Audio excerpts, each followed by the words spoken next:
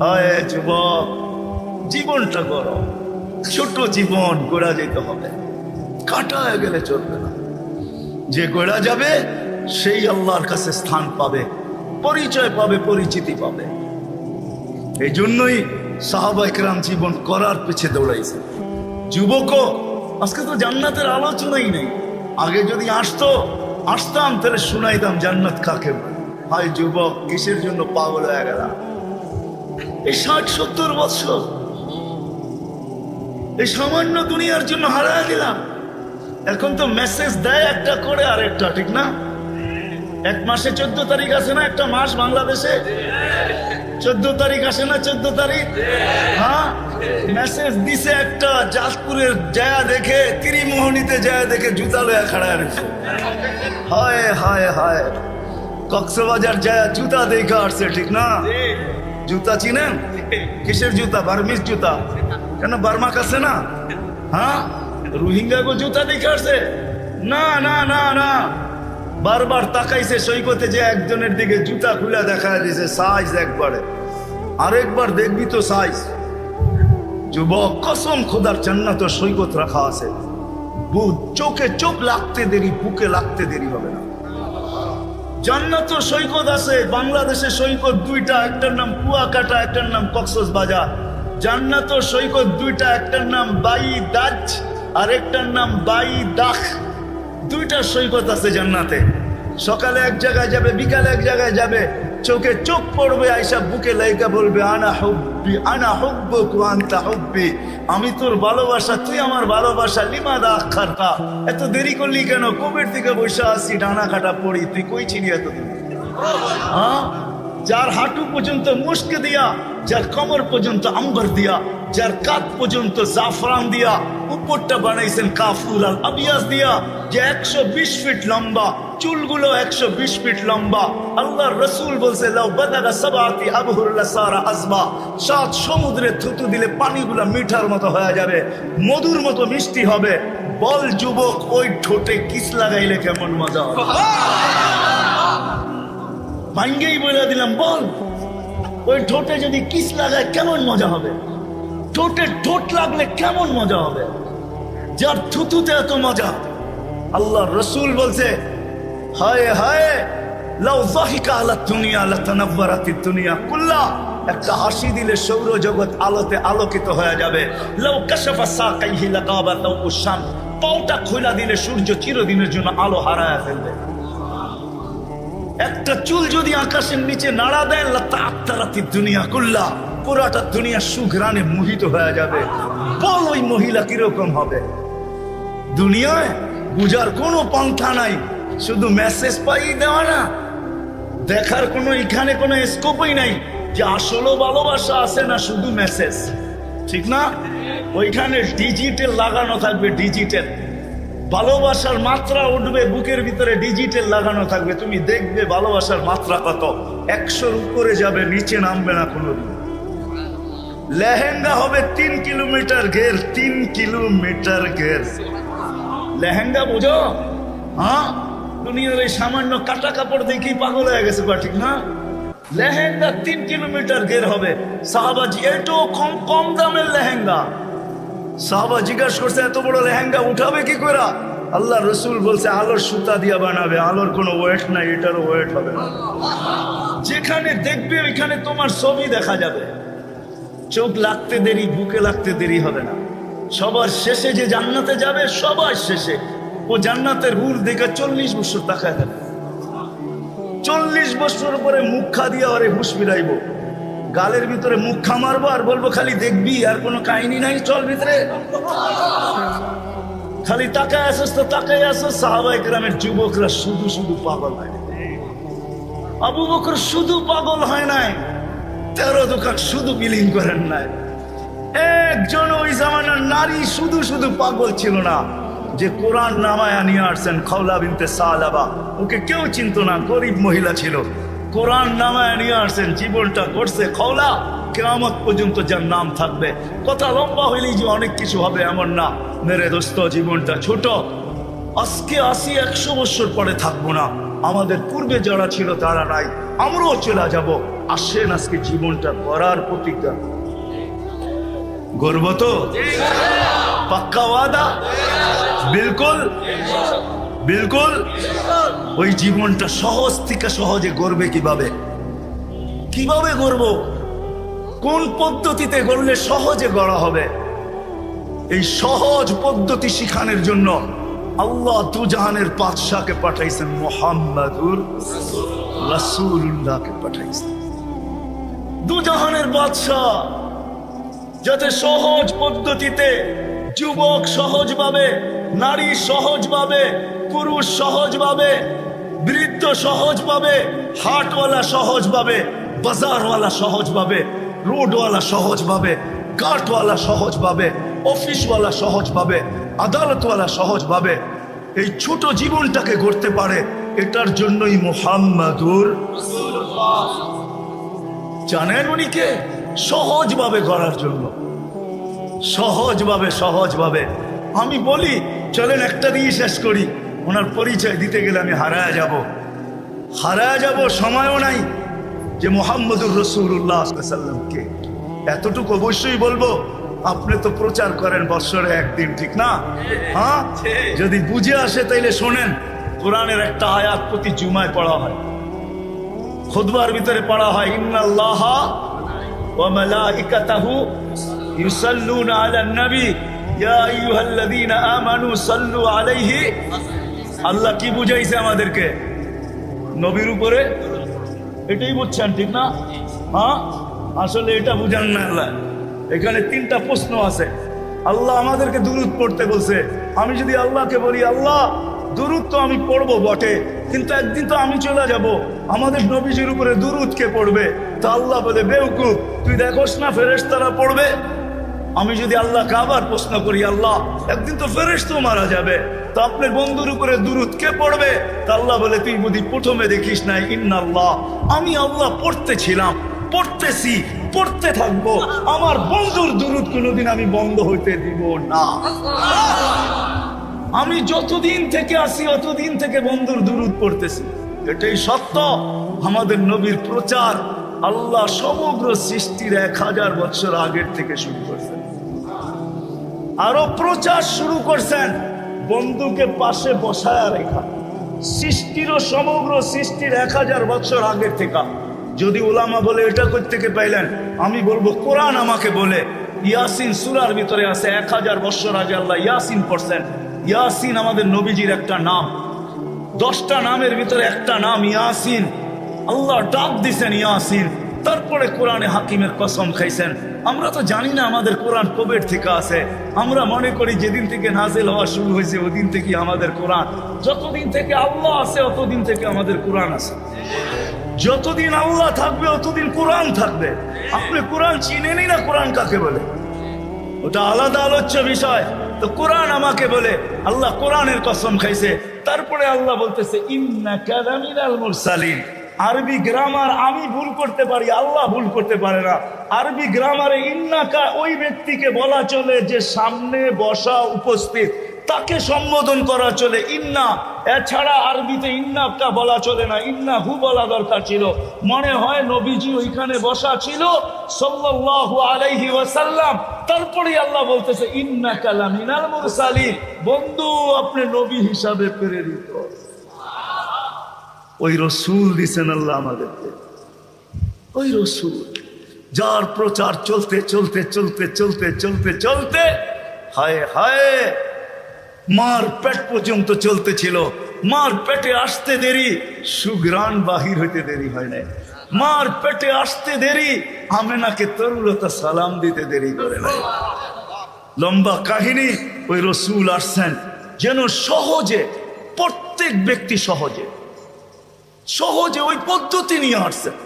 আমি তো বলি, হায় সারা দিন যেই অটোওয়ালা নামাজ পড়তে পারে নাই, সারা দিন যদি অটোওয়ালা নামাজ না পড়তে পারলো, আমার কোনো আক্ষেপের বিষয় না। কিন্তু যখন ঘুমাইতে গেল, তখন ঘুমের বিছনায় যায় যদি এতটুকু বলতে পারে যে মালিক সারাদিন অটোতে ছিলাম, রাখারও সুযোগ ছিল না, আমারও পেটের টান ছিল, বাচ্চা কাচ্চারও পেটের টান ছিল, আয় মালিক, সারাদিন অটোতে কাটায় দিছি, তোর ডাকে সাড়া দিতে পারি নাই, এখন ঘুমাইতে চলছি, ঘুমো তো মউত, জানি না সকালে তুমি উঠাবে কি উঠাবে না, যদি না উঠাও তো মালিক এই মুহূর্তে আমি তওবা করে ঘুমাইতে চাই, সারাদিন তোর ডাকে আমি সাড়া দিতে পারি নাই, এখন কিন্তু আমি তওবা করে ঘুমাইলাম। যদি ঘুমায় গেল তো কোরআন আমাকে বলে ইন্নাল্লাহা ইউহিব্বুত তাওয়াবিন, ওই ব্যক্তির তওবা আল্লাহর কাছে গ্রহণযোগ্য হবে। ইয়া কওম ইস্তাগফিরু রাব্বাকুম ইন্নাহু কানা গাফফারা, তার তওবা কবুল হবে, শুধু কবুল হবে না, সে আল্লাহর প্রিয় পাত্রদের অন্তর্ভুক্ত হবে, ওই লিস্টিতে তার নামও হবে। যদি আজকে বাইকওয়ালা সিএনজিওয়ালা সারাদিন নামাজ পড়তে পারলো না, আমার কাছে কোনো আফসোসের বিষয় নাই, যদি ঘুমানোর সময়ও যদি একটু তওবা করে ঘুমাইতো। কিন্তু কয়জন আছে এই মজলিসে, কয়জন যুবক পাওয়া যাবে সারা দিন আল্লাহর ডাকে সাড়া দিতে পারে নাই, আল্লাহ ডাকছে তারপরও আসে নাই, 99 পদের মালিক ডাকছে তারপরও আসে নাই, অথচ দুনিয়া সামান্য একজন পদস্থ মানুষ ফোন করতে দেরি, শরীর দিয়া কাম চড়তে দেরি করে না। অনেকের তো লঙ্গিরও খবর থাকে না, এমন দ্রুত গতিতে ছুটতে থাকে। 99 পদের মালিক আল্লাহ ডাকছেন, তারপরও তুমি আসতে পারো না। কমসে কম যদি এতটুকুও করতে, আমাদের নবীজি কোরআন নিয়ে আসছেন, ওনার উপরেই কোরআন নাজিল হয়েছে, কোরআন আমাকে শিখাইতে চাইতেছে ইন্নাল্লাহা ইউহিব্বুত তাওয়াবিন। ও বান্দা, পাঁচ বারস নাই, তাতে কিছু আসে যায় না, তওবা তো করতে পারিস। হ্যাঁ বলেন, কয়জন বাইকওয়ালা তওবা করে ঘুমায়? ও যুবক বলো, কয়দিন তওবা করে তুমি ঘুমাইছো? বলো, তোদের পায়ে হাত রাখি, বলো কয়দিন তওবা করে ঘুমাইছো? আল্লাহ রসুল নিয়ে আসছিলেন সহজ পদ্ধতি, নারীর জন্য ভিন্ন, যুবকের জন্য ভিন্ন, পুরুষের জন্য ভিন্ন, বৃদ্ধের জন্য ভিন্ন, ধনীর জন্য ভিন্ন, গরিবের জন্য ভিন্ন, সহজ পদ্ধতি নিয়ে আসছিলেন। এই জন্যই তো আমি বলি, হায় সিলেটের একটা প্রবাদ বাক্য আছে, বকরি নাচে খুঁটির বলে, ঠিক না? আমাদের তো সামনেও খুঁটি, পিছেও খুঁটি। আমাদের নবীজি আল্লাহকে বলছেন আনতা রব্বুল করিম, আলাইসা আনতা রব্বুল করিম, আপনি কি রব্বে করিম না? আলাস্তু নবিয়্যির রহিম, আমি কি নবী রহিম না? ফাকাইফা তুযায়্যু হাযিহিল উম্মাহ বাইনাল করিম ওয়ার রহিম, শুরুতে আপনি, শেষে আমি, উম্মত জাহান্নামে চলে যাবে, আমি মনকে বুঝাবো তো বুঝাবো কি করে? তো আল্লাহ বলতেছে কাসসামতুল কিয়ামাতা কিসমাইন, কিয়ামতকে দুই ভাগে ভাগ করছি। আনতা তাকুল উম্মতি, আমি জানি আপনি উম্মতি বলে চিৎকার দিবেন, আমি বলবো সালতু তা, আপনি যা চাবেন তা দিব, শাফি তু শাফা, আপনি যা সুপারিশ করবেন আমি মঞ্জুর করবো, কিয়ামত আপনার আর আমার। আমাদের সামনেও খুঁটি, পিছেও খুঁটি। ওই রসুল পাওয়ার পরেও যদি আমরা জীবনটাকে গুছাইতে না পারি, আমাদের চেয়ে হতভাগা কেউ হবে না। আসেন, শিখতে হবে, এটা ওয়াজ দেওয়া হবে না, শিখতে হবে। শিখার জন্যই আল্লাহ বাংলাদেশের জমিনকে ক্ষেত্র বানাইছেন, সারা দুনিয়ার থেকে সহজ ক্ষেত্র বাংলাদেশের জমিন। এরকম জমিন মক্কা, মদিনা, বাইতুল মুকাদ্দাস ব্যতীত দুনিয়ার কোথাও আমি যতটুকু ঘুরছি অতটুকু পাই নাই। আমি সাহারা মরুভূমিও চৈসা দেখছি, আফ্রিকার জঙ্গলও চৈসা দেখছি, দুনিয়ার উন্নত থেকে উন্নত দেশও চৈসা দেখছি, গরিব থেকে গরিব দেশও যায় দেখছি, আরে দ্বীপ দেশও যায় দেখছি। কোথাও এরকম পরিবেশ পাই নাই যে পরিবেশ আমাদের দেশে আছে। কদমে কদমে ওলামায়ে কেরাম আছে, হক্কানি আলেম আছে, মক্তব আছে, মাদ্রাসা আছে, হেফজোখানা আছে, মসজিদ আছে, আল্লাহওয়ালা আছে। বাংলাদেশের মতো ক্ষেত্র দুনিয়ার কোথাও নাই। এই জন্য সহজ জীবন গড়ার সবচেয়ে সুযোগ আমাদের দেশে। এই জন্য পায়ে হাত রেখা বলবো, আসেন নবীর আদর্শে নিজের জীবনটাকে গড়ি। নবীর আদর্শের সবচেয়ে বড় আদর্শ যেটা ছিল মুসলমান হিসাবে, ইমান তো মাতৃ উদরই আল্লাহ দিয়া দিয়েছেন। দুনিয়াতে পা রাখতে দেরি, আজান আর একামত কানে আসতে দেরি হয় নাই। আমি এটা বলবো না আপনাকে আপনার ভিতরে ইমান নাই, ইমান তো মার কুলের থেকেই আমরা নিয়ে আসছি। আসতে দেরি, আজান একামত দিতে দেরি হয় নাই। শুধু ইমানের পরে সবচেয়ে বড় আদর্শ যেটা, আল্লাহর রসুল মার পেটের থেকে আসতে দেরি, চাদরে রাখতে দেরি, হায় হায় হায় সেজদা করতে দেরি করে। মেসেজ দিছেন আমাদেরকে, যুবক নামাজ ছাড়া আমার কাছে কোনো পরিচয় নেই। নবীর কাছে যদি পরিচয় না পাও, তাহলে আল্লাহর কাছেও পাওয়া যাবে না। দুনিয়াটা কাটা তো যাবে বটে, কিন্তু ওই জগৎটা কাটবে না।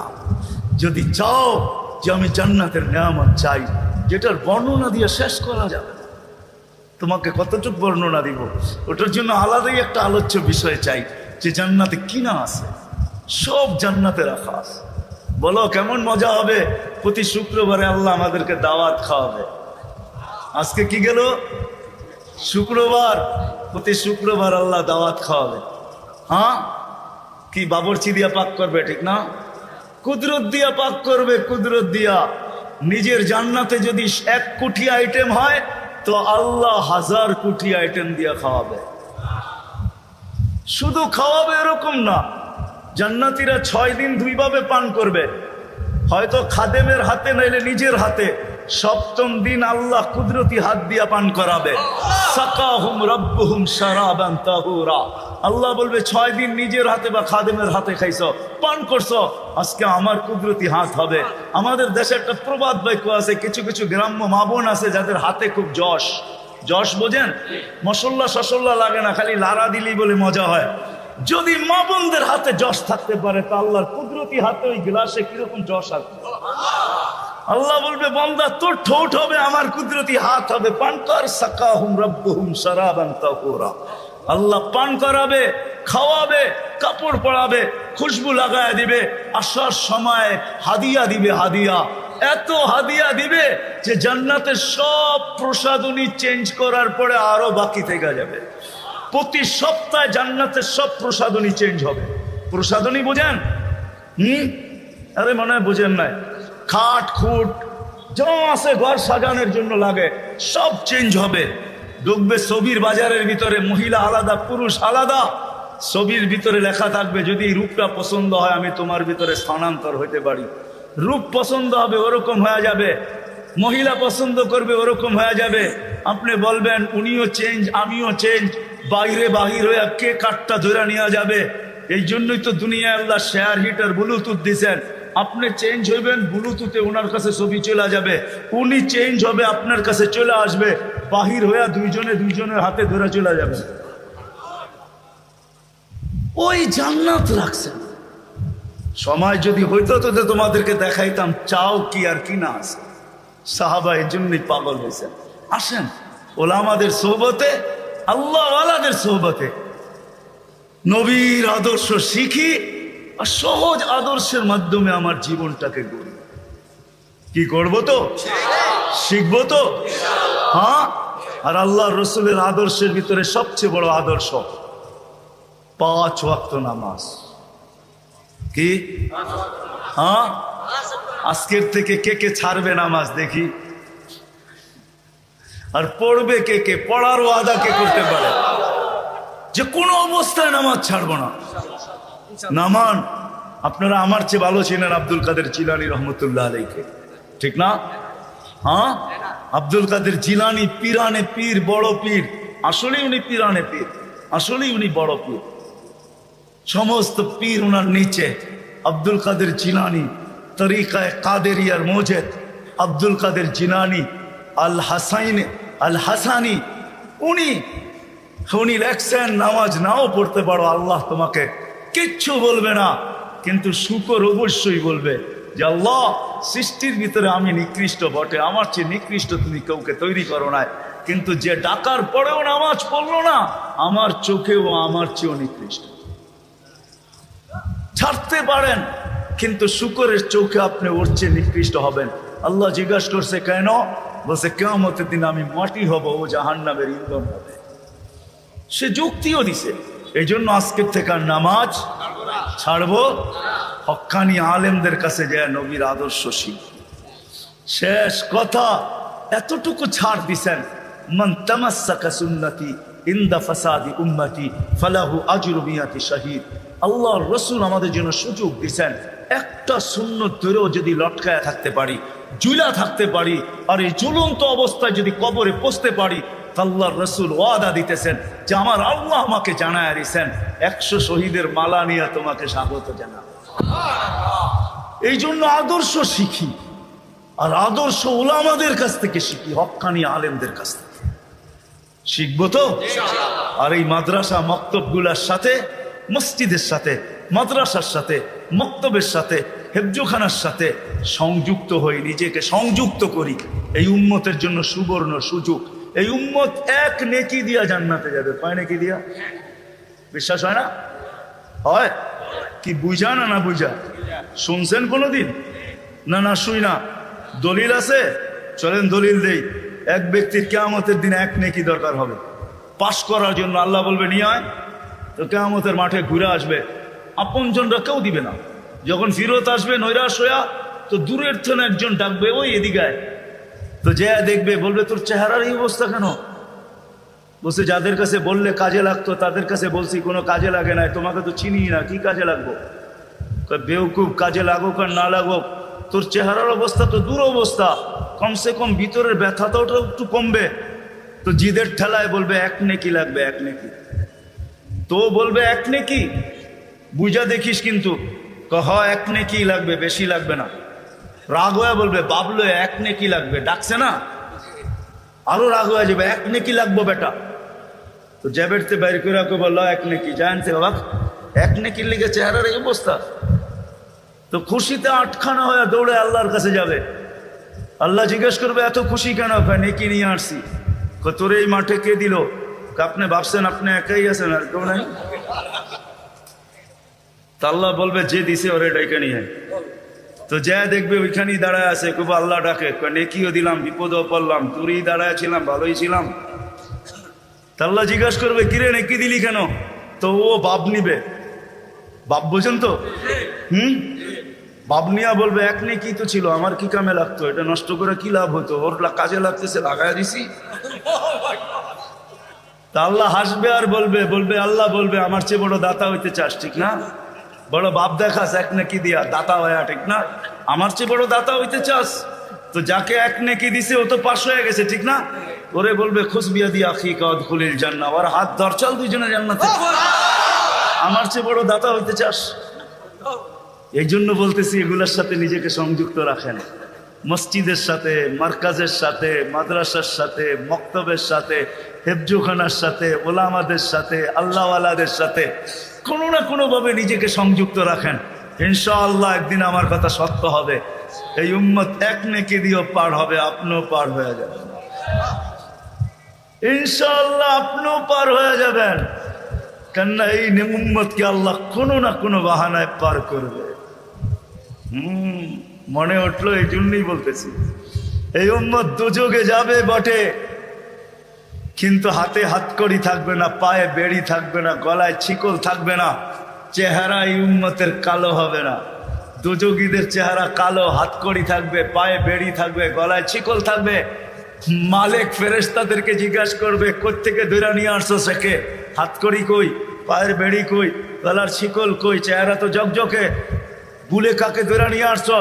ফেরেশতারা বলবে বুলে আনি নাই, হাতে দড়ায় দিছে নিয়ে আসছি। আল্লাহ জবাব দিবে, ওই ব্যক্তি জবাব দিবে না, ফেরেশতাও জবাব দিবে না। আল্লাহ বলবে মালিক আমার বন্ধুর উম্মত খবরদার। বলবে আল্লাহ হাতকড়ি নাই কেন?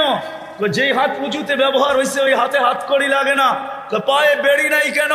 বলে যেই পাও মসজিদের দিকে হাইটা গেছে ওই পায়ে বেড়ি লাগে না। চেহারা ঝকঝকে, গলায় ছিকল নাই কেন? বলে যেই কপাল আমার কুদরতি পায়ে লাগছে ওই চেহারা কালো হয় না, ওই গলায় বেড়ি লাগে না। হাত পাও আর চেহারা ছাড়া বাকি শরীরে আগুন লাগায় দাও। মালিক আগুনকে হুকুম করবে খুশি ধরো, আগুন আসবে। আল্লাহ দুযোগওয়ালাদেরকে, এই উম্মতের দুযোগওয়ালাদেরকে কলেমা স্মরণ করায় দিবে, আর জোরে জোরে কলেমা পড়বে, আগুন আসবে, ভাইগা যাবে একবার, দুইবার, তিনবার। মালিক আগুনে লাঠি চার্জ করবে, আল্লাহ আগুনের মুখ খুলে দিবে, বলবে লাইসালি সুলতান আলা মান ক্বালা লা ইলাহা ইল্লাল্লাহ মুহাম্মাদুর রাসূলুল্লাহ। এই কলেমা যে পড়ে তাকে ধরার ক্ষমতা আমার নাই, তুমি ধরো, আমি পারবো না।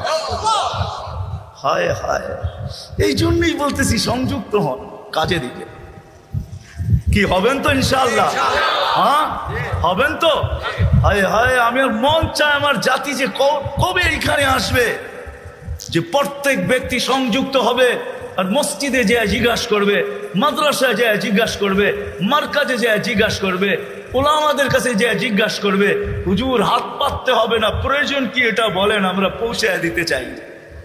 কবে যে আমার জাতি এরকম হবে?